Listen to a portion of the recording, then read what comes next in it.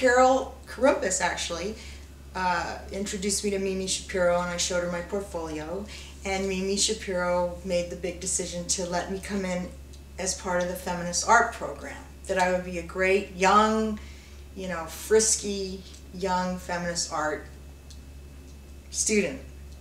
And I said sure, because I wanted, you know, I thought that was interesting. I didn't know what that meant exactly, but I was all excited about it. So I entered CalArts because everything was just, there were all the greatest artists teaching there, and it was free. There were no grades. I wanted to go there because I knew that that's where I would be accepted, and I just knew I was an artist. It was really exciting because we were studying women artists, and I mean, all I knew was Matisse and Cézanne, and that was it. So it was really exciting to get more of a educated view of how art developed. However, art still developed as part of social history, in my opinion. And although I was really interested in the Feminist Art Program and what was going on in feminist politics, social politics, I still was having difficulty making feminist art. I mean, I still felt I was just making my art. And my ideas were not couched in, I'm using screen to collage screen memories from my subconscious. And we get in these critiques in the Feminist Art Program. It's your female subconscious. I go, no, it's my subconscious. You know, we get in these arguments about, it's about being a woman. That's why you're probing. And I said, no, it's about being neurotic. So it was really kind of funny because Jill Gigerich actually and I, we were in these crits together, and I was joking with her at her opening a couple weeks ago, because I'll never forget when she did a painting with a pig in it, you know. It was a big uproar in the feminist art, you know, painting critique with Mimi and Sherry Brody and everything. A pig. It's a pig. It's a male symbol, you know. It's your anger against men, and da da da da. You know, and Jill was so funny, she just goes, no, it's just a pig. 1973, the summer of '73, I started summer school, and then I was on the radio station during the summer. I had at CalArts we had a radio station, so I did that during the summer, and we played volleyball and swimming. It was really fun, and then I went from 1973 to 1977. So I did my undergraduate in art, 73, 74. I got held over because I was so unfocused. So I had to go in, I had to do extra time, you know. My review was just John Mandel and Pat Steer and Robert Cumming just slammed me big time. You know, I mean, she's just, she's all over the place, she needs to focus. And then I wanted to study with Baldessari, and I wanted to study with Benglis came in, you know, and so I started taking more classes, and there was this, well, you gotta stick with the program, you know, you can't take too much out of the program. So the first year I stuck with the program, but then when we worked on Anonymous Was a Woman, which is the book project that we did, I happened to be a very interdisciplinary type of student. You know, I was working in the theater school, I was designing lighting, I was doing dance, I was doing African, you know, like, I was taking acting. I mean, I was just the bon vivant, you know, I had friends in the theater school, we were making parties, I was singing the blues with Chris Lemon, you know, I was just all over the place. So I was having a great experience. I was learning a lot, I was cutting video, I was doing photography, and I'm pretty much like that still, you know, I still just soak up. I have a lot of ideas, and I love to learn new techniques. So, but aside from that, I mean, that CalArts was just a great experience.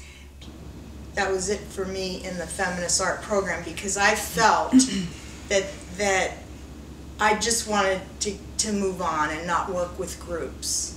But it was a very interesting group experience, and I learned a lot. I didn't want to have anything to do with gender art, and I still feel that way. I still feel like the art that I make was rooted in those early days as a student at CalArts. I made a big stance, and Lynda Benglis influenced me on that a lot. The kind of backlash that Lynda got from the women feminist artists at the time, they practically blackballed her. That's the story of this t-shirt, because I had started taking video with Lynda, and then we just got along. She needed somebody to take care of her studio while she was in New York, and I volunteered, so I became kind of her studio assistant. Where was that? Where was it? The studio? It was on Andalucia and in Venice, which is now, it's Abbot Kinney and Andalucia, where it was very quiet then. And so I lived in the studio, which was very exciting. And here's this woman artist showing me how to live like a woman artist. But this was really exciting because she was a strong woman artist. She was working in New York. She was showing.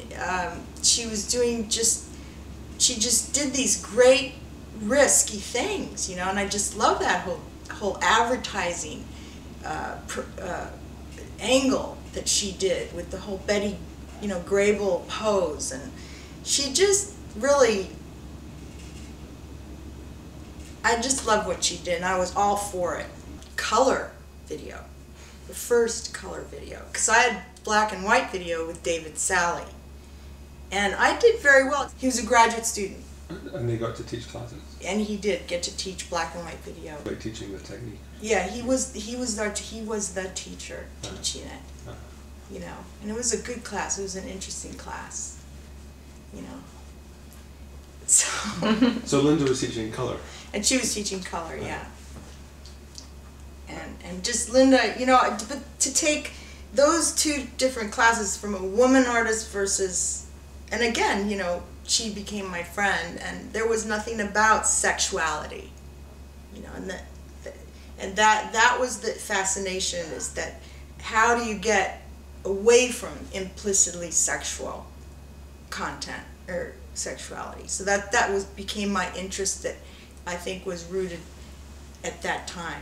And she knew, Lynda had gotten this idea about a hermaphroditic dog, and this was going to be her next video piece, and she got a grant, and she needed to have somebody build her a hermaphroditic dog costume, and she knew that I knew about theater and costume and performance, because I had been studying performance art with Alan Capra, Yvonne Rainer, and so she called me and said, "Rena, do you think you could build me a hermaphroditic dog? I'll pay you." I said, "Really? God, that's great. That's fantastic." She said, "I'll pay you $1,000. I went, "Wow, that's great." That's great. I was so excited. It was very funny. I'll never forget sculpting the penis in the dorm room at CalArts, And I actually was married at the time. Oh God, that was the other thing. I dropped out of the... You were living in the dorm, but you were married? Yeah. I dropped out of the Feminist Art Program, and I got married, to the chagrin of the entire, student body. What? She's getting married? Nobody gets married. It's like, I love to do everything the opposite. So anyway, essentially the penis was my husband's, because that's all I knew. But it was just, and then the vagina was I had to look at my vagina in the mirror. And that's so funny, because in all that consciousness raising stuff, look at your vagina in the mirror. I said, I'm not doing that. I'm not doing that. So I had to do it this time, because I had never really looked at my vagina. So it was like really embarrassing. Then I said, "Okay, Lynda, the costume's done. Well, who's gonna wear it?" I went, "Well, what size is it?" I said, "Well, I fit it to me. So you gotta find somebody that's my size." She goes, "Well, why don't you wear it?" I said, "I guess that makes sense." So I get this, those fluffy slippers, I built the paws around my fluffy slippers, and you know, so it was really it was custom made for me, you know. So it's very funny how it all, and that's how it always is with Lynda. Anyway, still, it just all evolves. Like Lynda has always taught me like the zen of being an artist. You just let things evolve. This was a job, being a hermaphroditic dog, and you know, it was serious. And we did the color, 3/4 inch color video. It was one of the first artworks on color video that had a beginning, middle, and end. Because Stanton K was a filmmaker, because it was blending with theater and film and making an effort to tell a story. So this is just an aside. I want to say it. I can't help it. I have to say this. Lynda paid me really well, and that meant a lot to me as a young artist and as a student at CalArts, and to really be paid for my job as an artist. And I'll never forget having dinner somewhere on Lincoln Boulevard, and there was Judy Chicago having some kind of powwow about the supper that she was doing. She had all these young women artists and getting all her team together to build this enormous, great artwork, The Supper, which was a great artwork. And then one of the women I knew that was going to be working on it came up to me after and just, did you hear? Judy, she needs people to help her build her piece. I said, really? I said, what's she paying? Oh, no, she's not paying anything. Well, I got a job. I'm a hermaphroditic dog for Lynda Benglis. I'm sorry, I'm booked up.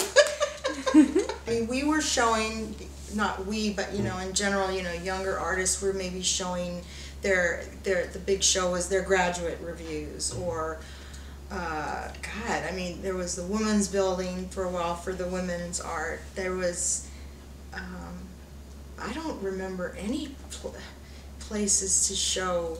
I had a show at kind of the Jewish Federation. I was in a group show. There was the LA County Rental Gallery. That was a very big ticket at that time, which I just couldn't even get through the paperwork, you know.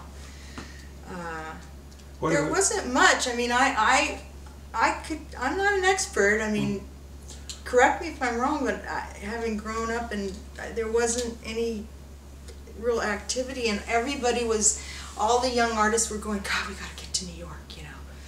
We gotta do something, you know, we gotta get out of here. Century City. It was LAICA? Yeah. Okay, that's right. There was LAICA. Yeah. That's right. But they showed an older generation. They showed some good stuff. I remember crashing, actually, the Kipper Kid performance there, you know, because the Kipper Kids had come to visit John Baldessari's class, and I was doing a performance, and they crashed. Kipper Kids crashed my performance. I was the first art student to get a performance art piece into the theaters, D400. I rigged that because my husband was in the theater school. So we rigged that. So I was the first one to arrange that space for performance art. Baldessari was so proud of me, you know, and we got the audience in and the lights, and, you know, it was just really great, you know, and the Kipper Kids were visiting that day, and they came in and they drank, and they got so drunk, and they came and peed on this. I was doing this little performance vignette. I was playing the hobo, drawing the begging artist, and I had a little cup, and I would go to, it was all miming, kind of like Harpo Marx, and I'd go up with a cup to bring somebody to the audience, and then I'd have them like Disneyland, they're back to the audience, and then I'd draw a portrait and they'd give me money. And that was essentially the structure of my performance, sort of interactive, happening / performance art. Really nice, somebody gets something, they get a drawing, you know. So, and I was in this funny character, and it was a sweet, and then there was another, we had like 3 simultaneous performances going on stage. There was Jim Swank and then Mark Wilson. They were doing some other stuff, like, and I lit it, you know, spotlights. And then the Kipper Kids just ran the stage, and they had their big bottle of tequila, and they're I mean, it just peeing, and I'm trying to stay in character. And then they started some sort of fire, you know, and there was smoke, and I was responsible. See, I was responsible for the space. And so everybody just left because of the smoke, and then Baldessari says, "You're going to have to do something about this, Rena. We're going to have to..." So we had this, that's not right what they did, you know. So Baldessari was my mentor that particular quarter, and he was very sensitive because he called me and he said, "Here's the Kipper Kids check, Rena. They'll be performing at LAICA. Why don't you think about hand delivering it somehow?" You know. So he knew I was into the happenings and the performance and all the structure, and you know, I go, yeah, you know. So then I got my little happening performance cap on, and I went over to their rehearsal, and oh, hi, how you doing, Harry? And you know, we're all good friends. They thought I was their good friend. I am their good. I like them, but I said, "So what are you doing tomorrow night?" You know, I had to get all the information before I could structure the happening. So, "Oh, we'll be boxing and beating each other up in the ring, you know," in their accent. "We'll plant blood packs." And I said, "No, we'll be the exact opposite. They're these tacky fighters in the tutus. We're going to be Greek gods, you know, like in white Greek robes." And then I got a music student, you know, a bassoonist to play some sort of, you know, 15th century romantic love sonnet, you know, to come with us to, and then the idea would just very simple. We walk the two Greek gods, and the goal is to kiss in the center of their boxing ring at all costs, you know, while they're boxing, and get ready to crack those blood packs. So, and that's what we did, and freaked them out. You couldn't believe it. The blood packs, you know, we just, you know, and they just stood back like this. They were freaked, and the whole audience was freaked. And of course, I got in big trouble. Sherry Brody starts yelling at me that, "How could you do that? That's so unprofessional," and bloop, bloop, bloop. You know, again with this sort of, you've done a bad thing somehow. So, but it worked. And then what happened was it interrupted their performance, and the lights went out, and I think Harry Kipper or Brian said, "I bet," and we were kissing, you know, and "I bet they pick each other's blackheads." And that was the